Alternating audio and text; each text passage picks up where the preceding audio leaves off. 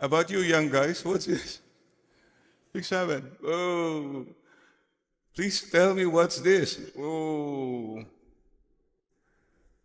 that's your way of connecting with the heart. We can understand Christmas deeply only with the heart.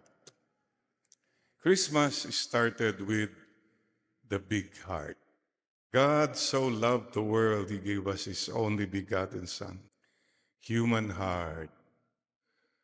The Lord wants us to be more loving, more kind. Not only at Christmas, sana more generous tayo. Ask the Lord today, Lord, help me to be more kind to people, to be more loving. Small heart. Yan.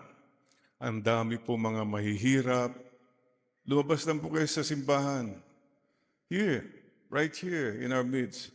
May we be always loving to the little ones, the poor, the sick, the children, yung mga tao pong walang-wala, mga taong nawawala, at mga taong nagwawala. Have a heart for them. And no matter what happens, connect with people, heart to heart.